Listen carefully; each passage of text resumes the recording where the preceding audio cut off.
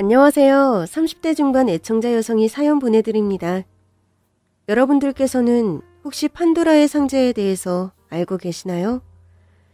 판도라의 상자란 서양의 그리스 로마 신화로부터 비롯된 이야기인데요. 서양에서는 대부분 만악의 근원이라는 의미로서 사용되고는 하죠. 예를 들자면 어떤 나쁘고 안 좋은 일이 발생했을 때 그 일의 원인을 두고 판도라의 상자가 열렸다라고 하는 식이에요. 반면에 판도라의 상자는 우리네 대한민국에서는 서양에서와는 많이 다른 의미로 사용되고는 하는 말이에요. 대한민국에서는 꾹꾹 감춰져 왔던 비밀이 가까스로 밝혀졌을 때 마침내 판도라의 상자가 열렸다 하는 식으로 사용하거든요. 이렇게 예를 들면 여러분들께서도 이해하시기 편하실 것 같네요. 예를 들어 옆집의 김씨가 아들인 철수를 20년 동안 키워왔는데 알고 보니 철수가 옆집 김씨가 아닌 건너마을 최씨의 아들이었음이 밝혀진 순간 이렇게 말하죠. 판도라의 상자가 열렸구나. 또한 판도라의 상자는 일단 열렸다 하면 어마어마한 후폭풍을 불러오게 마련입니다. 긴 시간 숨겨져 왔던 비밀이 밝혀졌다는 건 그만큼 대단한 사건이 벌어질 것임을 예견하는 것이기도 하니까요. 제가 사연을 시작하기에 앞서서 이렇게 판도라의 상자에 대해 굳이 설명하고 넘어가는 이유는 갓 30 중반을 넘긴 제 삶에도 바로 그 판도라의 상자가 존재했기 때문이에요. 제 이야기는 말 그대로 저의 삶을 송두리째 뒤흔들어 놓았던 비밀의 판도라 상자와도 같은 이야기랍니다. 그럼 본격적으로 사연을 시작해볼까요? 전 어느 바닷가에 자리한 작은 항구 마을에서 태어난 외동딸입니다. 굳이 따지자면 어린 시절 저의 삶은 화창한 햇살보다는 먹구름이 가득한 날들이었습니다. 제 친정은 가난한 집안이었지만 어릴 적 제 삶의 먹구름은 가난 때문만은 결코 아니었어요. 또래 친구들로부터 괴롭힘을 많이 당하며 지내야만 했던 까닭이었죠. 저는 선천적으로 타고나기를 수줍음이 많으며 낯을 많이 가리는 성격이었는데요. 이런 제 여리여리하고 소극적인 성격은 거칠고 드센 항구마을의 어린이들에게 아주 좋은 먹잇감이었어요. 자연스레 전 친구 하나 없이 늘 외롭게 지냈고 그런 사정은 중학교 때까지만 해도 전혀 나아지지 않았습니다. 집에서나 동네에서나 학교에서나 저에게 말을 걸어주는 사람은 가족 말고는 없었죠.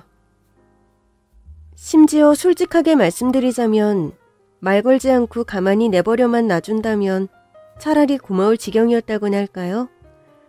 또래 패거리들이 틈날 때마다 몰려와 괴롭히고 놀리고 제 용돈을 가져다가 자기들 마음껏 써버리기 일쑤였거든요.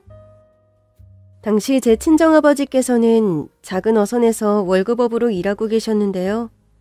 그 어선의 선주집 딸이 저에게 특히 모질게 굴었어요. 선주집 딸은 매번 다른 아이들 모두가 지켜보는 앞에서 저를 동네 골목에 몰아세워놓고는 그 잔인한 혓바닥 물림으로 저를 아주 두들겨 패웠죠. 야 김희연! 니네 아버지랑 식구들이 다 우리 아버지 덕분에 먹고 사는 거 알지? 우리 아빠가 배 안 태워주고 월급도 제때 안 주면 너네 가족들 쫄쫄 굶으면서 손가락 빨아야 하는 거잖아. 굳이 따지자면 너네 아버지는 우리 집 종놈이고 종놈의 딸년인 너도 종년이야. 그니까 내가 시키는 대로 해야 한다. 문제는 선주집 딸의 폐악질은 말로만 그치는 법이 절대로 없다는 것이었습니다. 특히나 그날은 선주집 딸의 폐악질이 아주 극에 달하던 날이었어요. 자기가 먹던 아이스크림을 바닥에 툭 던져놓고는 제게 이렇게 강요했거든요. 아이스크림 보이지? 다 녹아서 없어지기 전에 멍멍이처럼 핥아서 먹어봐. 나랑 친구들 구경 좀 하게. 왜 이래? 나 무서워. 이러지 마. 종년 주제에 주인집 딸이 시키면 시키는 대로 할 것이지. 어따 대고 토를 달아. 너 지금 이거 안 핥아먹으면 내가 아빠한테 얘기해서 너그 애비 확 잘라버린다. 너그 집 거짓꿀대라고. 평소 여리여리하고 소극적인 성격의 저였지만 그 짓은 도저히 못하겠더라고요. 하지만 그렇다고 날라리 학생들에게 맞설 용기까지는 도저히 나지가 않았기에 그저 입만 꾹 다문 채로 뻗팅기고만 있었는데요. 불행인지 다행인지 그 장면을 일 마치고 귀가하시던 제 친정아버지께서 목격하고야 마셨어요. 사랑하는 외동딸이 몹쓸 꼴을 당하고 있는 모습에 격노하신 아버지께서는 바람처럼 달려들어서는 절 괴롭히던 날라리 학생들을 모조리 때려눕혀 버리셨죠. 하지만 전 차마 고개를 들 수가 없었습니다. 딸 자식으로서 결코 들키고 싶지 않은 모습을 아버지께 들켜버리고야 말았으니까요. 그때 아버지께서는 날라리 학생들을 때려눕히며 얼굴로는 눈물을 펑펑 쏟아내고 계셨습니다. 문제는 거기서 끝이 아니었어요. 제 아버지께서 날라리 학생들을 때려눕힌 일이 화근이 되어 날라리 학생들의 학부모님이 저희 집으로 찾아와 거세게 항의를 했거든요. 그쪽 딸도 무슨 잘못을 했으니까 자기 자식들이 그런 짓을 벌이지 않았겠냐는 둥. 아이들 일에 어른이 끼어들어서 무슨 추태냐는 둥. 심지어는 당장에 우리 자식을 앞에 무릎 꿇고 머리 조아리지 않으면 앞으로 이 동네에서 못 살게 만들어버리겠다는 겁박까지. 제 입장에서는 듣는 것만으로도 분통이 터질 노릇이었죠. 바로 그때였습니다. 제 아버지께서 아주 단호하게 외치더군요. 백내 자녀들이 그동안 제 딸을 일방적으로 괴롭혀왔다는 거 설마 모르면서 하시는 말씀입니까? 알고도 저희 집까지 쳐들어와서 이러는 거면 댁들은 애초에 부모 자격이 없다는 거고, 모르면서 이러는 거라면 그 또한 자녀한테 관심이 없다는 뜻이니 부모 자격 없는 겁니다. 그리고 또 뭐? 앞으로 이 동네에서 살지 못하게 만들어버리겠다고요? 웃기지도 않은 소리 하지 마쇼. 사랑하는 우리 딸한테 상처만 주는 이딴 썩어빠진 동네, 우리가 싫어서 먼저 떠나는 거야. 그런 아버지의 말씀을 들으며 전 자식으로서 또 한 번 면목이 없었어요. 하지만 이번에는 조금 달랐습니다. 아버지가 제 튼튼한 방패막이가 되어주셨던 덕분이었을까요? 아니면 더 이상 친정부모님께 가슴 아픈 모습을 보여드릴 수 없다는 각오가 샘솟았던 덕분일까요? 어쩌면 둘 다였을지도 모를 일이었습니다. 늘 여리여리하고 소극적인 성격이었던 제가 태어나 처음으로 목소리 높여 날라리들의 부모들을 향해 외쳤거든요. 제가 피해자예요. 그동안 괴롭힘 당해온 사람은 저고 아버진 그런 저를 구해주셨을 뿐인데 저희 가족한테 몰려와서 손가락질을 하는 건데요? 진짜 손가락질 받아야 할 나쁜 년놈들은 아줌마 아저씨네들 자식들이잖아. 일단 그렇게 외쳐놓고 나니 속이 후련하더라고요. 잠시간의 후련함 뒤에는 저 스스로 놀랐구나. 아, 나도 이렇게 당당하게 내 의견을 말할 줄 아는 사람이었구나. 앞으로는 할 말을 또박또박 해가면서 살아야겠다는 깨달음이었어요. 괴롭힘의 피해자인 저의 서슬퍼런 외침에 날라리들 학부모들이 더는 찍소리도 못하고 하나둘씩 슬금슬금 내뺐거든요. 아무튼 덕분에 저는 답답하리만치 여리여리하고 소극적이었던 성격을 벗어던질 수는 있었지만 제 친정은 이사를 떠나게 되었어요. 다만 정확하게 말씀드리자면 동네에서 쫓겨나듯 고향을 떠나야만 했던 것은 절대로 아니었습니다. 제 친정 부모님께서 고향 풍경들마다 괴롭힘 당하던 가슴 아픈 기억들이 깃들어 있을 저를 배려해서 보험금을 헐고 대출까지 받아가며 다른 지역으로 이사를 떠나기로 해주셨을 뿐이었죠. 그렇게 저희 친정이 있는 돈 없는 돈 전부 끌어다가 이사를 온 곳은 어느 내륙 도시의 작은 시장통 셋방이었습니다. 평생 작은 어선의 월급업으로서 살아오신 친정아버지께서는 그곳에서 새 직업도 찾으셨죠. 친정어머니와 아버지 둘이 함께 시장 돼지국밥집에 취업하신 것이었습니다. 굳이 돼지국밥집이었던 이유는 하나였어요. 많이 배우지 못한 친정 부모님께서 찾으실 수 있는 새 직업은 시장에서 하는 일들이 거의 전부였는데요. 아버지께서 생선가게 일이라면 아주 넌덜머리를 내셨어요. 바다 냄새 해산물이라면 이제 지긋지긋하다고요. 그러던 중에 마침 어느 백발 할머니께서 홀로 운영하시는 돼지국밥집에 주방과 배달 일자리가 났다길래 제 친정 부모님께서는 옳았구나 하고 바로 취업하셨던 거죠. 물론 제 친정 부모님께서는 국밥집에 단순히 돈만 벌러 다니신 것은 아니셨습니다. 국밥집 원조 백발할머니께서는 불의의 사고로 가족을 모두 잃으시고 혼자 되신 분이셨어요. 그 사정이 너무나도 딱했던 제 부모님께서는 백발할머니를 가족처럼 보살피면서 국밥 노하우를 전수받는 일종의 수제자로 들어가셨던 거죠. 한편 새동네에서 고등학교에 입학한 저는 무척이나 활달한 낭낭 18세가 되었습니다. 고향에서의 일을 겪으며 앞으로는 할 말 또박또박 하면서 사는 사람이 되겠다고 다짐을 했었던 데에다가 새동네 고등학교에서 아주 좋은 친구들을 만났거든요. 덕분에 답답한 소심이를 벗어던진 저는 그 지역에서 대학교를 졸업하기까지 친정 부모님의 국밥집 일을 도우며 즐겁게 잘 지낼 수 있었어요.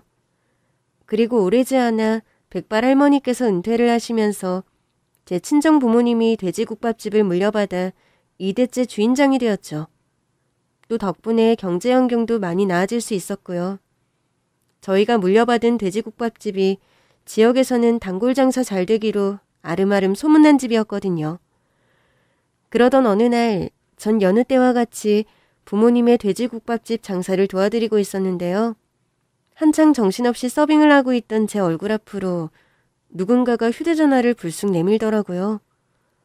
이게 무슨 일인가 싶었던 제가 고개를 들어보니 저희 국밥집에서 벌써 며칠째 삼시세끼를 묵묵히 먹고 조용히 가던 청년이더라고요. 그때 청년은 무척 발그레한 얼굴이었습니다.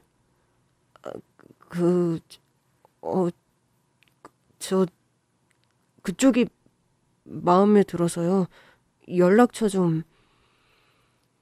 순간 당황한 저는 괜히 주변을 둘러보았고 멋쩍은 마음에 또 괜히 농담을 건넸어요. 저요?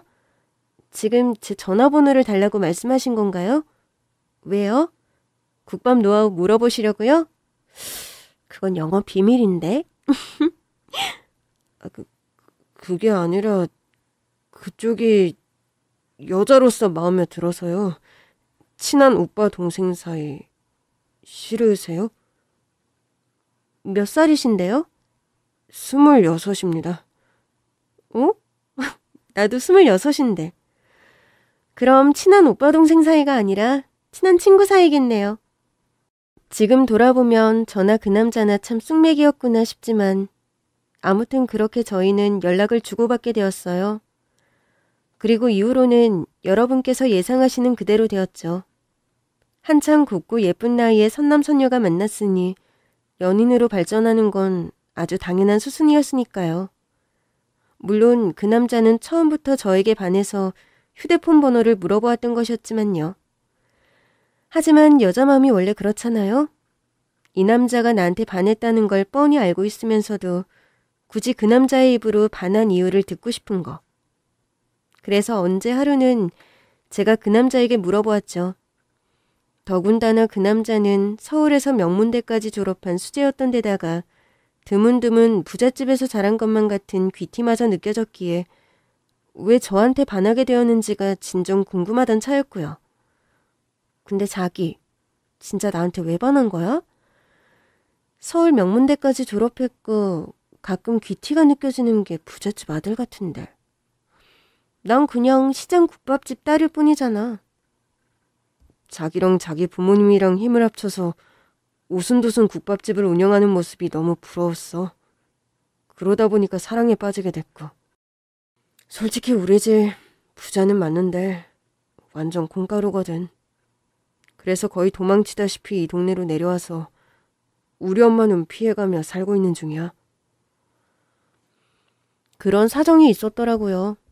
그때까지만 해도 그 남자는 구체적인 사연까지는 말하지 않았지만 콩가루와도 같은 가정사로 인해 대학 졸업하자마자 집을 떠나 저희 지역으로 도망치다시피 숨어들었고 그곳에서 엄마의 눈을 피해 직장 생활까지 하며 살아왔던 것이었습니다.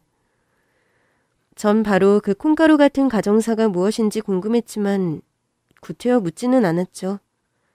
답답이 소심이로 살았던 시절이 저에게는 숨기고 싶은 상처였던 것처럼 그 남자에게도 가족사가 숨기고 싶은 상처일 테니까요. 당시 오히려 저는 그 남자의 상처를 보듬어주고 싶다는 모성애로 인해 더더욱이 사랑에 빠져들었는데요. 그 남자는 저희 나이가 30이 되도록 결혼 얘기가 없더라고요. 이미 제 친정 부모님과 시장 사람들 모두가 그 남자를 사위 대접해주고 있었고 저희 사이에도 이 사람이라면 미래를 함께해도 좋겠다 하는 교감을 충분히 나누었는데도 말이죠. 솔직히 답답하더라고요. 그래서 물어보았어요. 자기 왜 나한테 청혼 안 해? 아니면 혹시 내가 먼저 청혼해주기를 기다리고 있는 거야? 나야 자기랑 결혼하고 싶지. 자기 닮은 사랑스러운 아이도 낳아서 잘 키우고도 싶고. 하지만 얘기했잖아. 우리 집 콩가루라고. 그 말은 자기 시댁이 콩가루라는 소린데 난 자기가 우리 가족 때문에 힘들게 되기를 원하지 않아. 그쯤 되어서 저는 이제는 그 남자의 가정사에 대해 제대로 물어보아야 하겠다는 생각이 들었어요. 제대로 알아야 상처를 제대로 보듬어줄 수 있고 또 그래야 그 남자와 부부로서의 삶을 시작할 수 있을 테니까요. 대체 얼마나 심각한 가정이길래 늘 씩씩한 자기가 가족 얘기만 나오면 기가 팍 꺾여서 한숨부터 내쉬는 거야?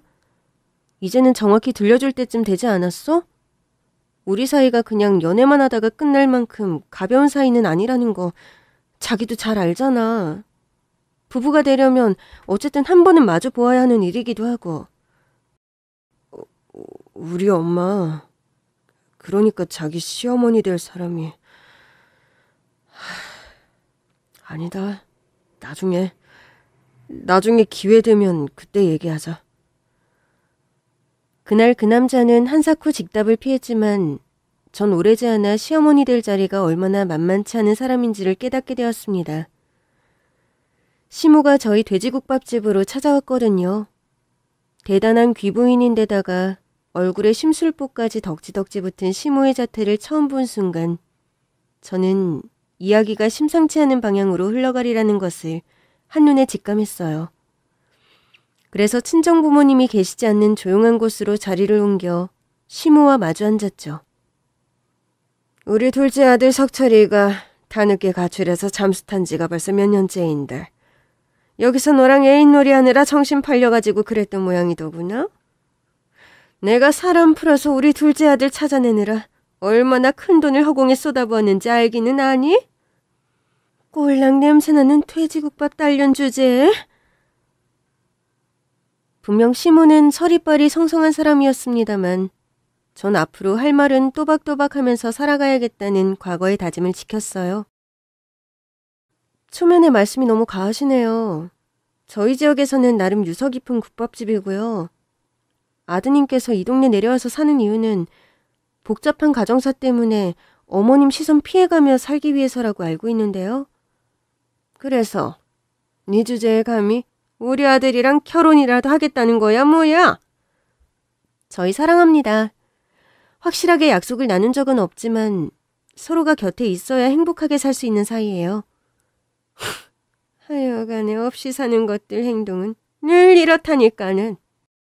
내 너 그럴 줄 알고 미리 준비했다. 여러분께서도 몹쓸 시모가 아들과 헤어지는 조건으로 주인공에게 돈봉투를 건네는 드라마 장면들을 많이 보셨을 텐데요. 솔직히 그때까지만 해도 전 그 장면이 말도 안 되는 억지라고 생각했거든요. 하지만 현실은 드라마보다 훨씬 막장이더라고요. 그날 시모는 돈봉투를 제게 건네지는 않았지만 훨씬 더 뜻밖의 일이 벌어지고야 말았습니다. 건장한 장정들이 제 애인을 억지로 데려다가 제 앞에 앉혀놓더라고요. 전혀 예기치 못한 상황에 저는 그만 벙쪄버리고야 말았고 곧장 시모의 최후 통첩이 날아들었습니다. 내 아들 오늘부로 집으로 데려간다. 이렇게 마주 앉아서 이야기 나눌 시간은 오늘이 마지막이니 작별 인사들 나눠. 사회 지도층 입장으로다가 불우이웃에게 아주 특별히 선심 쓰는 거니까 고마운 줄이나 알고.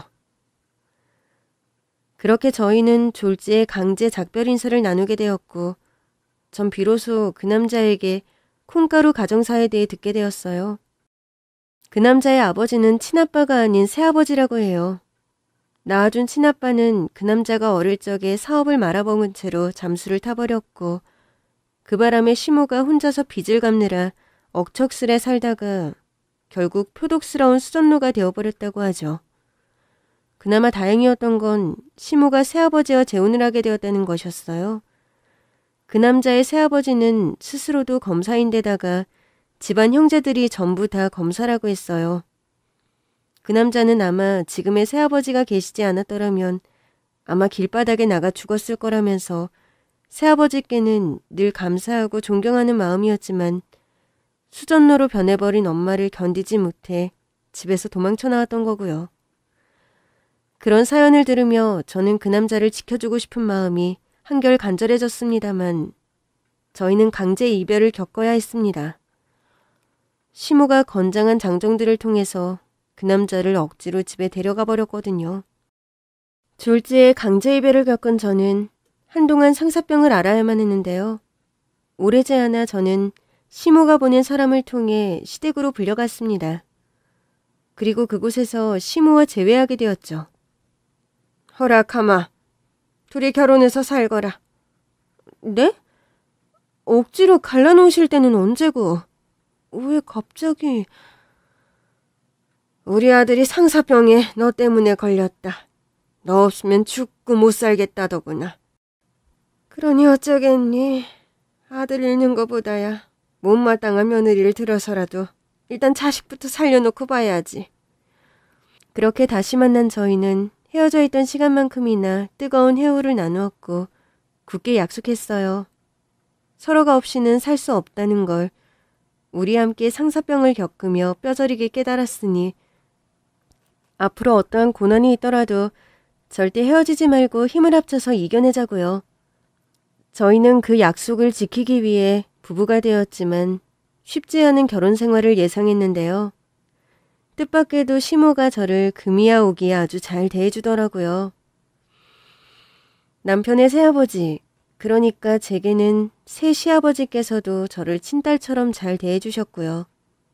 또한 결혼 직후 임신을 했던 저는 두 시부모님의 하애와 같은 보살핌을 받으며 떡두꺼비 같은 쌍둥이 아들을 자연분만하게 되었어요. 이란성 쌍둥이였기에 아이들이 서로를 닮지는 않았지만 첫째는 엄마인 저를, 둘째는 아빠인 제 남편을 꼭 빼닮아 참 사랑스러운 아이였죠.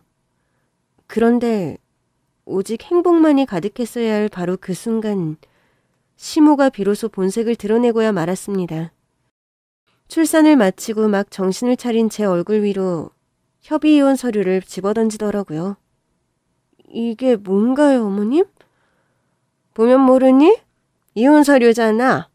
애 둘씩이나 떡하니 낳아놓았으니 이제 넌 쓸모가 다했다. 당장 우리 아들하고 이혼하고 애들은 얌전히 놓아둔 채로 우리 집안에서 썩 꺼져. 너무 기가 막히고 코가 막혔던 저는 당장에 따져 물었습니다. 그게 무슨 소리세요? 제 아이잖아요. 저랑 아범 사이에서 태어난 우리 아기요. 그런데 내놓고 몸만 챙겨서 나가라뇨. 어머님 설마 이러려고 저 며느리로 들인 거였어요? 상사병 걸린 아범을 위해서가 아니라요. 그놈의 상사병이 뭔 대수라고. 너처럼 천한 국밥집 딸년을 귀한 우리 집안 며느리로 들이겠니? 우리 큰아들네 며느리가 풀인 판정을 받았길래 집안에 대는 이어야겠어서 어쩔 수 없이 너를 들였을 뿐이지. 조선시대로 치면 넌 그저 씨바지에 불과한 처지였어. 어머님, 혹시 약주하셨어요? 그게 지금 말이 되는 말씀이냐고요. 저야 이혼한다 쳐요. 그럼 아범은요? 아범은 졸지에 이혼남 되는 건데 어머님 설마 진짜 그렇게 되기를 바라세요? 우리처럼 귀한 집안에 까짓거 이혼 한 번 한 게 무슨 퇴수라고. 이혼 경력 감수하고서라도 시집 오겠다는 양갓집 교수 널리고 널렸어 이거사. 네, 그랬습니다. 시모는 불임 진단을 받은 큰며느리를 대신해서 저를 통해 대이을 아들을 얻기 위해 제 남편의 상사병을 낫게 해주려는 척 거짓말을 쳐가면서 결혼을 시킨 거였더라고요. 그래서 어떻게 했냐고요? 쌍둥이들을 순순히 내주며 이혼을 했냐고요? 절대 아니었죠. 세상 어느 엄마가 갓 낳은 자식들을 빼앗아 가겠다는데 눈뜨고 가만히 앉아 있겠냐고요. 당연히 전 병원이 떠나가라 말 같지도 않은 소리 하지 말라며 거세게 맞섰고, 시모는 주변 눈치들이 보이는지 일단 그날은 조용히 물러났어요. 마침 남편이 달려와 제 편을 들어주기도 했고요. 그나마 다행이었던 건 두 쌍둥이 아이가 아직 엄마의 품이 필요한 갓난쟁이였다는 것과 새 시아버지께서 아주 좋은 인격자셨다는 것이었습니다. 정말이지 새 시아버지께서는 당신도 검사이시면서 동시에 검사 집안의 명성 그대로 훌륭한 분이셨어요. 쌍둥이 아들로부터 저를 어떻게든 떼어놓으려는 시모의 수작에 맞서서 저를 지켜주셨으니까요. 그런 새 시아버지와 늘 제 편이었던 남편 덕분에 저는 절 괴롭히기 위한 지독한 시집살이와 이혼 강요에도 시모에게 맞서 꿋꿋하게 버텨낼 수 있었는데요. 제가 숱하고 독한 시집살이와 이혼 강요에도 꿈쩍하지 않고 제 남편 또한 협의 이혼을 필사적으로 거절하고 나서자 시모가 다른 몹쓸 흉계를 떠올려버린 모양이었습니다. 어느 깊은 밤 제 친정어머니께서 펑펑 울어가며 제게 전화를 걸어오셨어요. 왜 그래요? 집에 무슨 일 생겼어? 응? 무슨 말이라도 해봐요. 지난주에 사부인 다녀가셨거든. 고아원에 김치 기부를 하겠다면서 우리 국밥집 깍두기가 맛있으니 우리한테 300인분 깍두기를 담가달라고 부탁을 했었는데 막상 깍두기를 다 담가놓고 나니까는 사부인이 직접 찾아와서는 우리 보는 앞에서 300인분 깍두기를 음식물 쓰레기 수거차에 실어다가 갖다 버리더구나. 그러면서 하는 말이 뭔 줄 아니? 깍두기 값이라면서 지폐로 네 아버지 뺨을 때리더니 여기서 더 험한 꼴 당하고 싶지 않으면 당장 너 이혼시켜 놓으라더라. 그 인간이 친정까지 찾아가서 그 지랄을 떨고 다녔어요? 확 소금이라도 뿌려버리지 그러셨어요. 어떻게 그러니? 우리가 행동 하나 함부로 했다가는 네가 얼마나 더 큰 고초를 겪을지 눈에 선하게 보이는데. 그리고 우리가 당한 일보다 훨씬 심한 일들을 내 딸이 지금도 매일같이 겪고 있다고 생각하니 가슴이 너무 미어지더구나. 제 가슴 또한 미어져 나갔습니다. 저 때문에 상처받은 친정 부모님께 면목이 없었고 무엇보다 악독한 시모를 향한 분노가 솟구쳤어요. 그래서 당장 따져묻기 위해 깊은 밤중이었음에도 불구하고 안방으로 쳐들어가려고 했는데요. 살짝 열려있는 안방문 너머로 시모와 새 시아버지의 대화 소리가 넘어왔습니다. 내가 시킨 대로 깍두기 값이라면서 돈으로 뺨까지 때렸어? 더 모욕당하기 싫으면 얼른 이혼시키라는 얘기까지 정확하게 했고. 그럼요. 시킨 대로 정확하게 다 했죠. 아마 몇 번만 더 그 집 찾아가서 뒤집어 놓으면 제 풀에 못 이겨서 지발로 뛰쳐나갈 거니까 걱정 마세요, 여보. 근데 이러다가 괜히 저만 고소당하는 건 아니겠죠? 쓸데없는 걱정은 하지도 마. 내가 검사고 우리 집안이 죄다 검사야. 지가 것들이 뭐라고 함부로 고소를 해. 아무튼 간에 그년한테서 이혼 도장 받아내는 순간 쌍둥이 중 하나는 큰아들 호적으로 곧장 입양시키자고. 내 피를 이은 큰아들한테서 손주 하나, 당신 배 아파서 직접 낳은 둘째 아들한테도 손주 하나. 이렇게 서로 공평해야 우리 부부 사이도 문제없이 원만하지. 나중에 유사 문제도 반반 깔끔해질 거고. 어찌 보면 그 천하년이 참 고맙긴 해.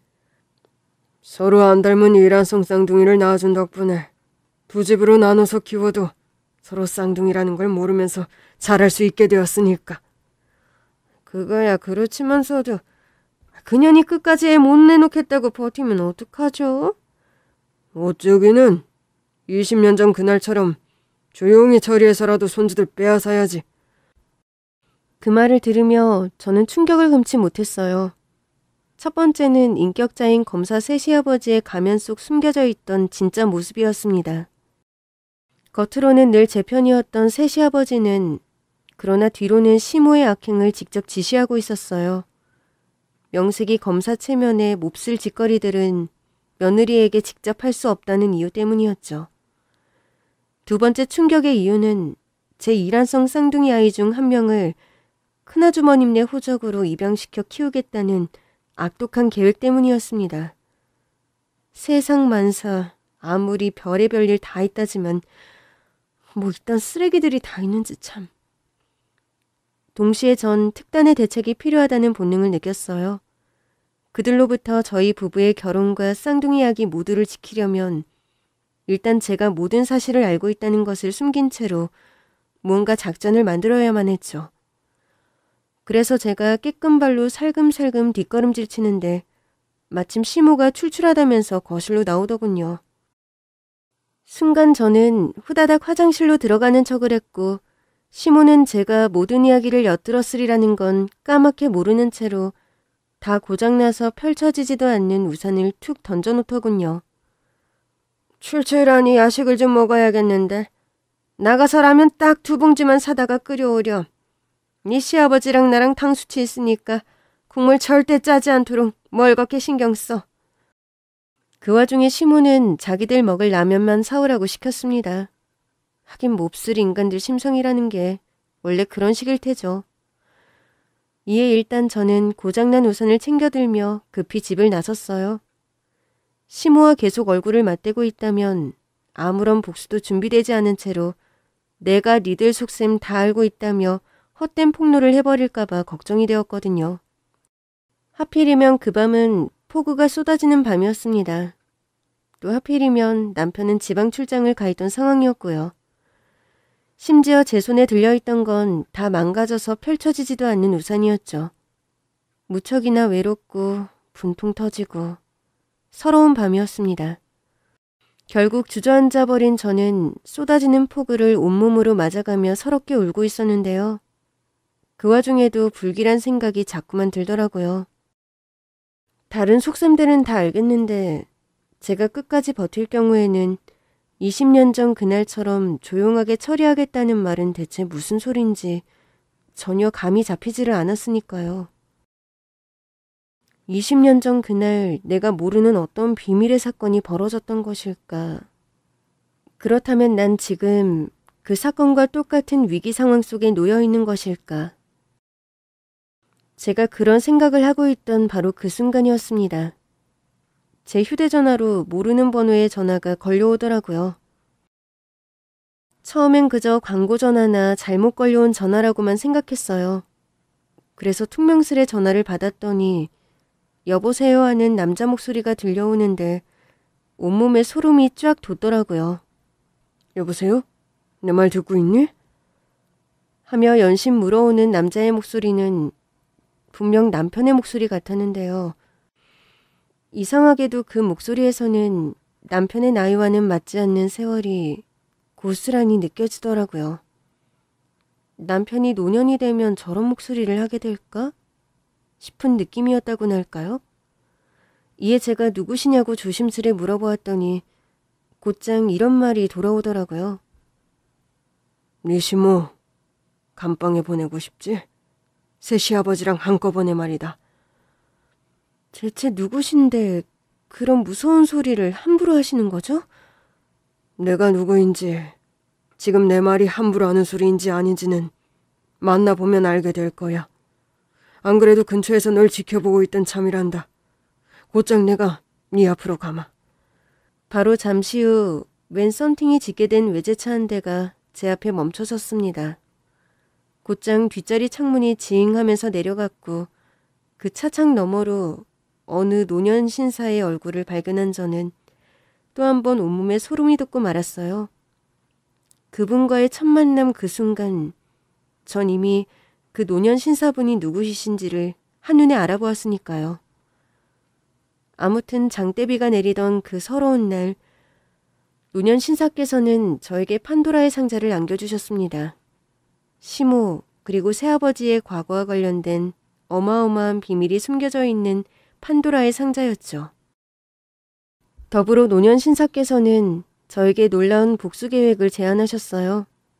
계획에 동의한 저는 아무 일도 없었던 척 시댁으로 돌아가 인간 같지도 않은 시부모에게 태연하게 라면을 끓여주었습니다. 그리고는 시부모가 곤히 잠든 새벽을 틈타서 쌍둥이 아이를 품에 안고 시댁으로부터 도망쳐 나와서 계속 저를 기다리고 있던 노년 신사분의 차를 타고 그분께서 미리 마련해 주신 안전가옥으로 피난을 떠났어요. 이후 출장을 떠나 있던 남편이 잠에서 깨어있을 아침나절에서야 전화를 걸었습니다. 지금부터 내가 하는 얘기 잘 들어. 조금 있다가 시부모님 잠에서 깨면 당신 전화통에 아주 불이 날 거야. 내가 간밤에 쌍둥이들을 데리고 피난 나와 있거든. 피난은 갑자기 왜? 우리 엄마가 또 무슨 짓을 벌였어? 그래서 지금 어딘데? 장모님 댁이야? 내가 바로 갈까? 일단 우리 친정은 아니야. 친정 부모님까지 위험에 처하게 만들 수는 없었고 친정으로 피난 와봤자 쌍둥이 빼앗아 가겠답시고 당장 쳐들어올 거 뻔하기도 했고. 대체 얼마나 심각한 일인데 그래. 당신 목소리가 많이 굳어있어. 얘기하자면 길어. 쉽지 않은 이야기니까 마음 단단히 먹고 들어야 돼. 이에 저는 시부모의 꿍꿍이 모두를 남편에게 전했어요. 남편 또한 평소 존경해왔던 새 시아버지, 아니 새 시부의 정체에 크나큰 충격을 받은 탓에 차마 아무런 대꾸조차 하지 못하더군요. 그렇게 잠시 정적이 흐른 뒤에서야 전 제가 지금 누구의 보호를 받고 있는지를 남편에게 말했어요. 나 지금 내 원래 시아버님이랑 같이 있어. 당신 낳아주신 친아버지. 네, 그랬습니다. 간밤에 제가 처음 만나 뵙게 되었던 노년 신사분이 바로 남편의 친아버지였어요. 남편이 어릴 적에 사업을 말아먹은 채로 집안에 빚더미만 산처럼 쌓아놓고 잠수를 타버렸다던 바로 그 친아버지 말입니다. 아니, 정확하게 말하면 진짜 시아버지께서는 누명을 쓰셨을 따름이었죠. 진짜 시아버지께서는 시모와 새 시부의 손에 의해 사업에 실패한 채로 잠수를 타버렸다는 누명을 뒤집어 쓴 채로 그동안 존재 자체가 지워진 삶을 살아오셨을 뿐이었어요. 그날 전 그런 진짜 시아버지의 사연에 대한 자세한 내막을 남편에게만 들려주었고 진짜 시아버지가 직접 계획하신 복수 방법까지 모두 알려주었습니다. 그래놓고는 신신당부를 했죠. 절대로 들켜서는 안 되니 집에는 모든 진실을 알게 되었다는 내색은 절대 하지 말고 나랑도 크게 싸워서 애 데리고 야반도주한 척 행세하라고요.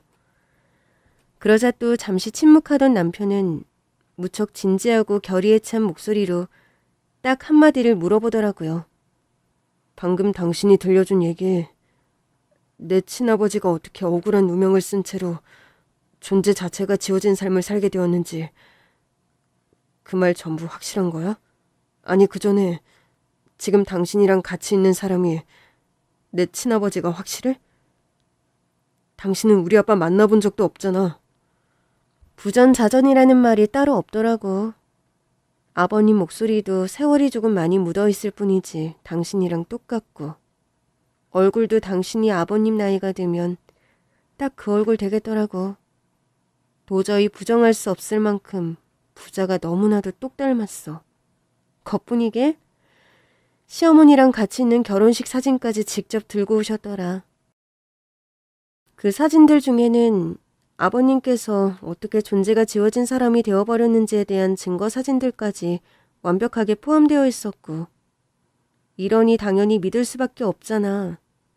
아무튼 간에 당분간 절대로 실수하지 마. 우리 모두의 복수를 성공시키는 그날까지. 그렇게 저와 남편과 진짜 시아버지의 복수는 본격적으로 시작되었습니다. 복수의 첫 단계는 시모와 새 시부의 애간장을 녹여버리는 것이었어요. 저와 진짜 시아버지에게 유리한 상황을 조성해 놓기 위해서 말이죠. 그러기 위해 저는 일단 친정 부모님부터 제주도로 한 달짜리 여행을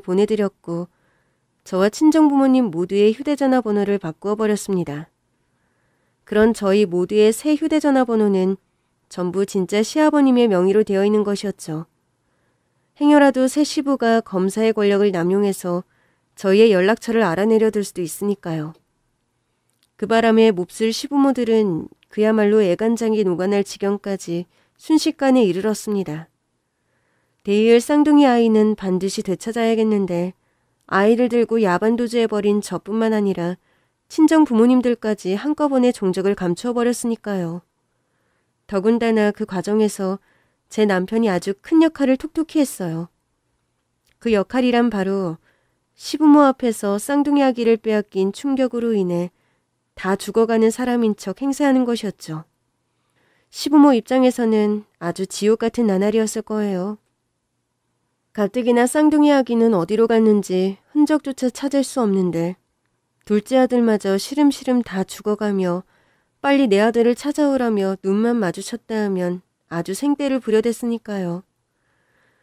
그렇게 저와 진짜 시아버님은 거의 근 한 달을 그들이 충분히 고통받도록 내버려 두었어요. 제가 어디에 있다는 문자메시지만 한 통 띵 날려도 만사 제쳐두고 저에게 달려올 만큼 심리적으로 취약해지고 또 절박해지도록 말이죠. 그리고 오래 지나지 않아 진짜 시아버지께서는 마침내 말씀하셨어요. 드디어 때가 되었다고요. 이에 저는 시모에게 전화를 걸었습니다. 휴대전화 너머로 제 목소리를 듣는 순간 시모는 왈칵 눈물부터 쏟아내더라고요. 참으로 처절하게도 말이죠. 하지만 그러거나 말거나 용서 따위는 저희의 복수 계획에 애초부터 없었습니다. 쌍둥이 아이 많이 보고 싶으시죠? 얼마 전에는 엄마 아빠 옹알이를 시작했더라고요. 이제 곧 걸음마도 시작할 겁니다. 그러자 시모가 왈칵 역정을 내더라고요. 저는 그에 맞서서 내놓고 비꼬며 대답했죠. 너 지금 무슨 짓을 벌이는 거야? 내 피 같은 내 손주들 납치에다가 뭐 하자는 짓거리냐고 지금! 납치라뇨.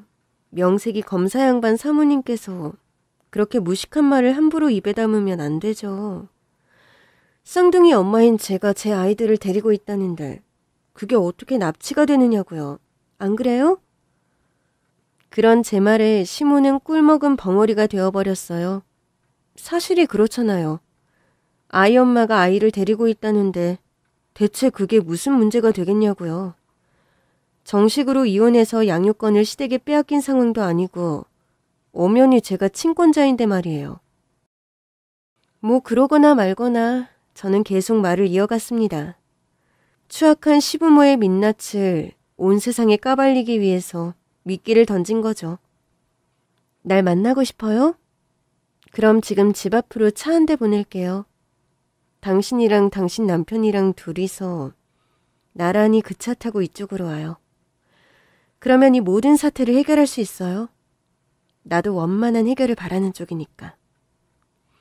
아무래도 그간의 애간장 녹이기 작전이 아주 큰 효과를 발휘한 모양이었습니다. 왜 사람이 정말 궁지에 몰리면 사리분별이 흐려진다고들 하잖아요.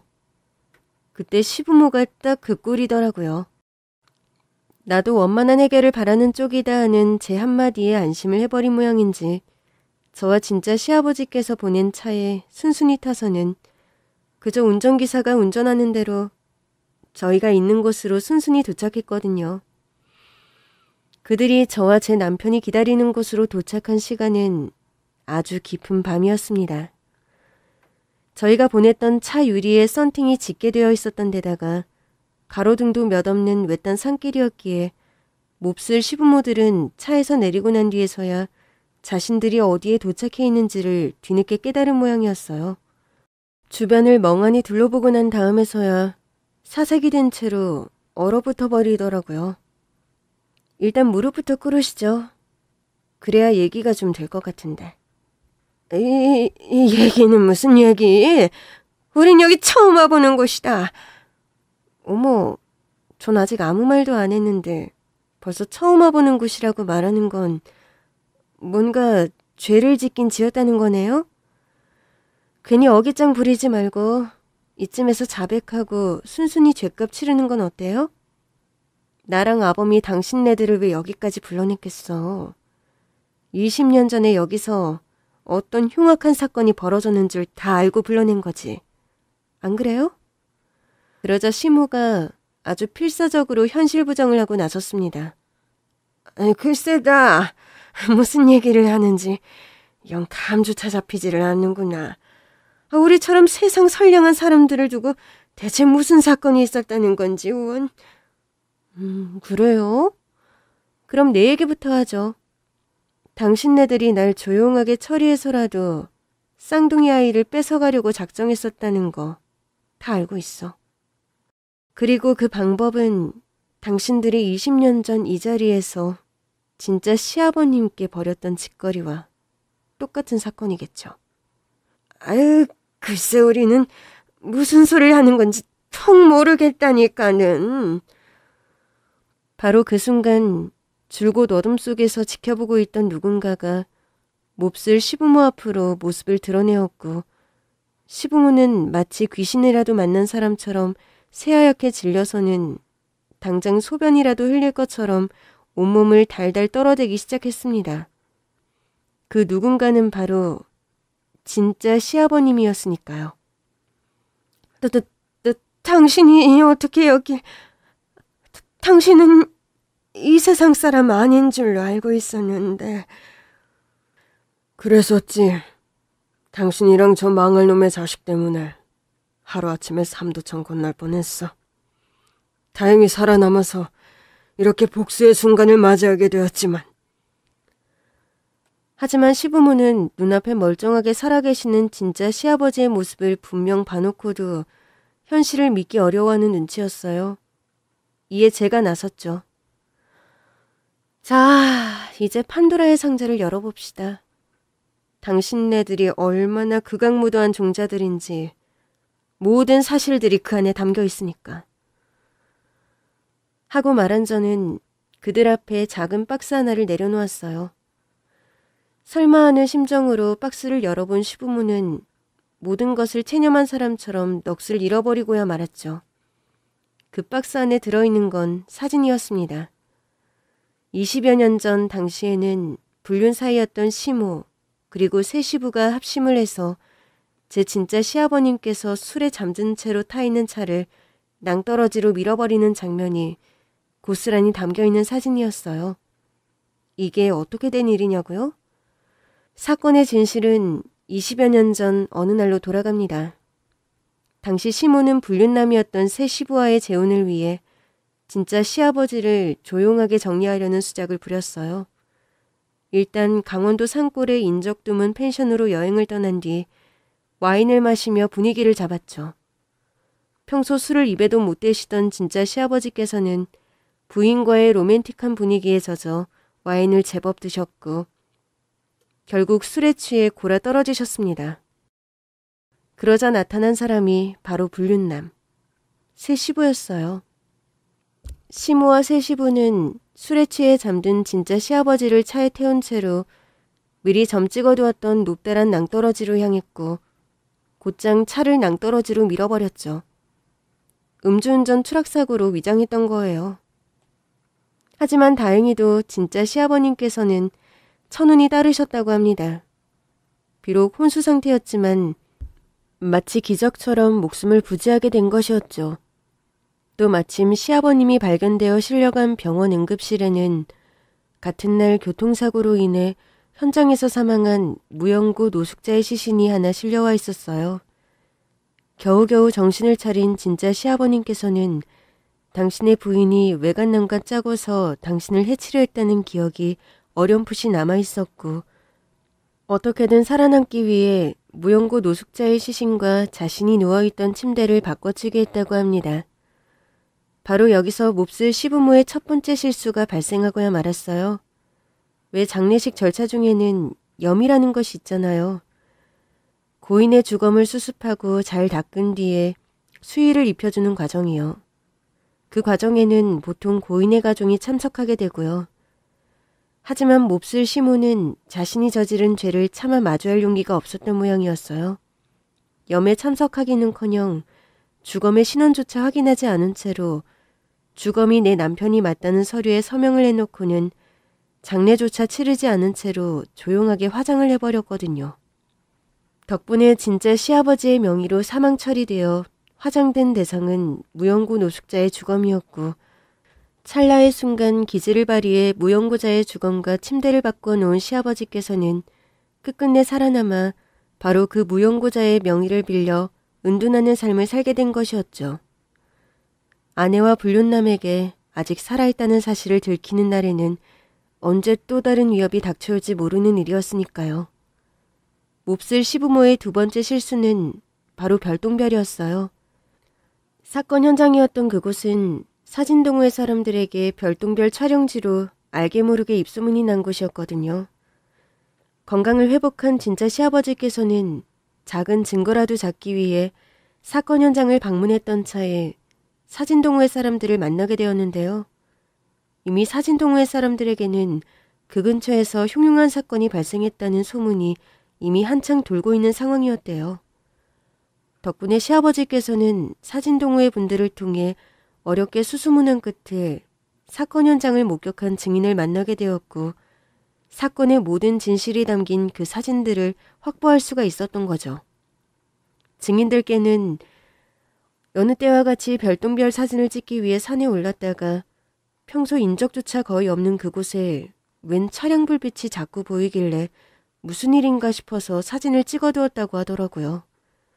주로 하늘을 찍기 위한 망원 카메라로 아주 멀리서 말이죠. 그렇게 진짜 시아버님께서는 단순한 사고가 아닌 의도된 사건이라는 것을 증명할 사진을 손에 넣으실 수 있었습니다만 한 가지 문제가 있었습니다. 사건 당시 너무 어두운 밤이었던 탓에 사건의 주모자인 시모와 새 시부의 얼굴이 어둠에 가려져서 사진에 나오지를 않았던 것이었어요. 비록 차량 불빛이 있기는 했었지만 그것만으로는 둘의 얼굴을 비추기에는 한참 부족했던 데다가 당시에는 지금처럼 카메라 기술이 좋지 않았던 탓에 더더욱이 둘의 얼굴을 사진에 담을 수는 없었죠. 하지만 20여 년이 지난 근래에 들어서 상황이 확 달라졌습니다. 진짜 시아버님께서는 인공지능을 통한 사진 부성 기술의 발달을 통해 사건 당시를 기록한 사진들을 가해자들의 얼굴이 충분하게 식별이 가능할 정도로 복원할 수 있었고 비로소 복수의 시간이 도래하게 되었는데요. 그 시기가 바로 저의 출산 무렵이었습니다. 당시 사진 복원에 성공한 진짜 시아버지께서는 복수의 방법을 고심하며 시댁을 주시하던 도중 며느리인 제가 출산을 하게 되었다는 소식에 손주들의 얼굴이라도 보고 싶어서 정체를 들킬 위험을 무릅써가면서 병원을 찾아오셨다고 해요. 그렇게 찾아온 병원에서 진짜 시아버지께서는 저를 해쳐서라도 쌍둥이를 독차지하겠다는 몹쓸 시부모의 계획을 저보다 훨씬 먼저 엿듣게 되셨고 악독하기 짝이 없는 이들로부터 사랑하는 피부치들을 지켜내기 위해 기회를 엿보다가 폭우가 쏟아지던 날 라면 심부름을 당하며 서럽게 울고 있던 저에게 다가와 함께 복수하자며 도움의 손을 건네셨던 것이었죠. 다시 현재의 이야기로 돌아와서 모든 진실을 폭로한 저는 그들을 호되게 꾸짖었어요. 그게 바로 지금부터 우리가 당신들을 단죄해야 하는 이유고 진실이야. 첫째는 20년 전 시아버지를 사고로 위장해 존재를 지워버린 죄. 둘째는 아들에게 아버지가 사업망에서 잠수 탔다며 거짓말을 쳐왔던 죄. 마지막은 쌍둥이 아이를 빼앗아가기 위해 나한테도 똑같은 짓을 저지르려고 했었던 죄. 바로 그 순간 이성을 잃어버린 새 시부가 마치 마지막 발악이라도 하려는 사람처럼 커다란 돌멩이 하나를 집어들고서는 제 머리를 찍어버릴 듯한 기세로 달려오기 시작했습니다. 바로 그 순간 어둠 속에서 덩치 좋은 장정들이 바람처럼 나타나 새 시부를 단숨에 제압해버렸어요. 정장을 반듯하게 차려입은 그 장정들의 정체는 바로 내가 당신들처럼 위험한 사람을 이 외딴 곳까지 불러내놓고 아무런 대비도 안 해나는 줄 알아? 경호원쯤이야 당연히 준비해뒀지. 당신이 돈이 어디서 나서 경호원까지 준비를 해? 무연고 노숙자 신분으로 살아왔다며? 본인도 현재 검사에 심지어 지방까지 검사 집안 논팽이랑 맨손으로 싸울 수야 없지. 가족이고 뭐고 다 잃어버린 나한테 힘이 되어줄 건 돈밖에 더 있겠어? 그 돈 만들기 위해서 갖은 허드렛 일은 다 했고 그렇게 모은 돈으로 부동산에 투자했어.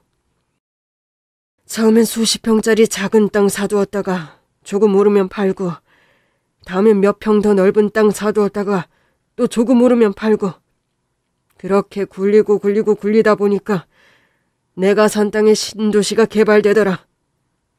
덕분에 난 지금 현금만 100억대 부자가 됐고, 그 모든 재산을 전부 변호사 비용으로 날리는 한이 있더라도 당신네들 꼭 콩밥 먹을 거니까 단단히 각오해. 그런 진짜 시아버지의 말씀이 떨어지는 순간 시모는 결국 그 자리에 거품을 물고 실신하고야 말았어요. 새 시부는 경원들의 손에서 벗어나 어떻게든 도망치기 위해 온갖 발버둥을 쳐대다가 그만 바지에 크게 실례를 해놓고는 마치 실성한 사람처럼 실실 웃어대었고요. 전 그런 새 시부에게 마침내 마지막 한마디를 날렸습니다. 이보세요, 김 검사님. 교도소 들어가시면 검사님 손으로 철장에 집어넣은 범죄자들 참 많을 거예요. 그 사람들하고 앞으로 남은 여생 오붓하게 지내보세요. 그 사람들이 우리 김 검사님을 반갑게 맞이해줄지는 모르겠지만. 그렇게 전 저 개인의 복수와 20여 년 전 시아버지의 복수를 완벽하게 성공해내었습니다. 지금 그들은 낭떠러지 자동차 추락 사건의 모든 혐의가 인정되어 수의를 입은 채로 콩밥을 먹으며 교도소 생활을 하고 있거든요. 반면 저희 식구들은 행복을 되찾았습니다. 그동안 시아버님께서 복수의 칼을 갈며 쌓아두신 재산 덕분에 저와 남편 그리고 쌍둥이 아이들 모두 부족함 없이 행복하게 잘 지내고 있어요. 시아버님께서는 제 친정 부모님에게도 여생을 편히 보낼 수 있도록 아낌없이 지원해주겠다고 말씀하셨는데요. 다만 그건 제 부모님께서 거절하셨어요. 스승인 원조 백발할머니로부터 물려받은 유서 깊은 돼지국밥집을 운영하는 일이 제 부모님에게는 무척 대단한 자부심이거든요. 이렇게 사연을 마치며 제 판도라의 상자는 여기까지입니다. 여러분의 판도라의 상자에는 어떤 사연과 진실이 담겨 있었는지 궁금하네요. 사연을 통해서 들을 수 있게 되기를 기원합니다.